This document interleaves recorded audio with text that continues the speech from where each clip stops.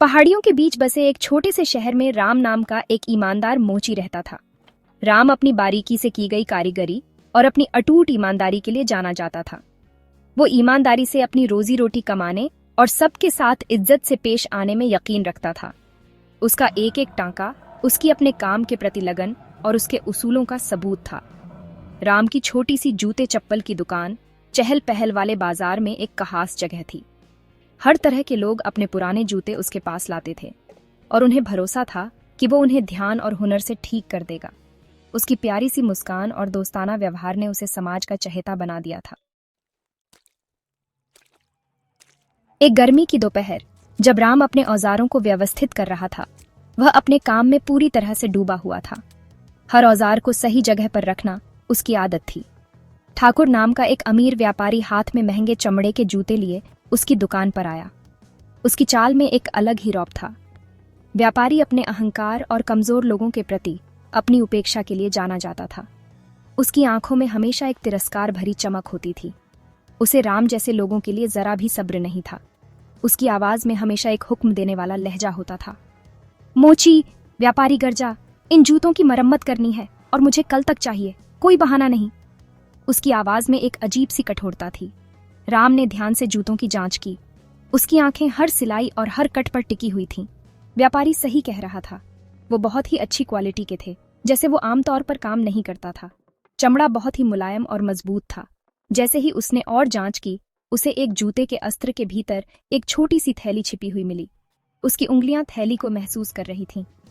उसका दिल धड़क गया जब उसे एहसास हुआ कि वो सोने के सिक्कों से भरी है। उसकी आंखें चौड़ी हो गईं। उसके ऊपर परस्पर विरोधी भावनाओं की लहर दौड़ गई। डर, लालच और बेचैनी की गहरी भावना। उसके मन में एक संघर्ष शुरू हो गया। राम का दिमाग दौड़ने लगा। उसके सामने कई सवाल थे जिनका जवाब उसे ढूंढना था। उसे एक बड़ा परिवार पालना था और वो गुजारा करने के लिए संघर्ष कर रहा था। हर दिन की चुनौतियां उसे और भी परेशान कर रही थीं। सोने के सिक्के उसकी सभी आर्थिक परेशानियों को दूर कर सकते थे। ये सिक्के उसके जीवन को पूरी तरह से बदल सकते थे। वो आखिरकार अपने परिवार को वो आराम दे सकता था जिसके वो हकदार थे। एक ऐसा जीवन जो उसने हमेशा उनके लिए सपना देखा था। हालांकि पैसे रखने, अपने उसूलों के साथ विश्वासघात करने का विचार उसे शर्म से भर देता था। उसकी अंतरात्मा उसे चैन से नहीं रहने देती। वो जानता था कि चोरी करना गलत है, चाहे कैसी भी परिस्थितियां क्यों ना हो। उसके उसूल उसे सही और गलत का भेद समझाते थे। उसके ज़मीर ने उसे बताया कि उसे पैसे उसके असली मालिक को वापस करने होंगे। ये उसकी नैतिकता की परीक्षा थी। ये एक मुश्किल फैसला था, लेकिन राम अपने दिल में जानता था कि यही एक सही काम था। सही रास्ता हमेशा कठिन होता है। उसने एक गहरी सांस ली और व्यापारी को पैसे वापस करने का फैसला किया। ये कदम उठाना उसके लिए आसान नहीं था। वो जानता था कि व्यापारी के क्रोध का सामना करना आसान नहीं होगा, लेकिन वो जो सही था वो करने की ठान चुका था। उसकी आत्मा को शांति चाहिए थी। भारी मन लेकिन साफ ज़मीर के साथ उसने अपना काम शुरू कर दिया। ध्यान से जूतों की मरम्मत की और व्यापारी का सामना करने की तैयारी की। उसकी मेहनत और ईमानदारी ही उसकी असली ताकत थी। अगले दिन व्यापारी दुकान पर लौट आया। उसका चेहरा बेसब्री से भरा हुआ था। उसने बिना धन्यवाद कहे राम के हाथों से जूते छीन लिए। जैसे ही वो जाने लगा, राम ने हिम्मत जुटाई और उसे पुकारा। उसकी आवाज थोड़ी कांप रही थी। ठाकुर, उसने कहा, जब मैं आपके जूते ठीक कर रहा था, मुझे कुछ ऐसा मिला जो आपका है। व्यापारी रुक गया और पलट गया। उसकी भौहें झुंझलाहट में सिकुड़ गईं। राम ने उसकी छाती में धड़कते हुए दिल के साथ सोने के सिक्कों की थैली दिखाई। व्यापारी की आंखें आश्चर्य से चौड़ी हो गईं। उसके चेहरे पर भावनाओं की लहर दौड़ गई। अविश्वास, राहत और फिर शर्म। उसे एहसास भी नहीं हुआ था कि उसने पैसे खो दिए हैं। उसने मोची से उम्मीद की थी कि वो इसे रख लेगा, उसकी भूल का फायदा उठाएगा। राम की ईमानदारी से प्रभावित होकर व्यापारी ने अपने असभ्य व्यवहार के लिए माफी मांगी। उसने महसूस किया कि उसने राम के साथ अन्याय किया था और उसके प्रति गलत धारणा बनाई थी। उसने मोची को गलत समझा था, उसके बारे में बुरा सोचा था। व्यापारी को अब अपनी गलती का एहसास हो गया था और वह अपने किए पर पछता रहा था। राम के ईमानदारी के काम का व्यापारी पर गहरा असर पड़ा। उसने सोचा कि अगर राम जैसे लोग दुनिया में हों तो यह एक बेहतर जगह बन सकती है। इससे उसे नम्रता का महत्व और ईमानदारी का असली मूल्य एहसास हुआ।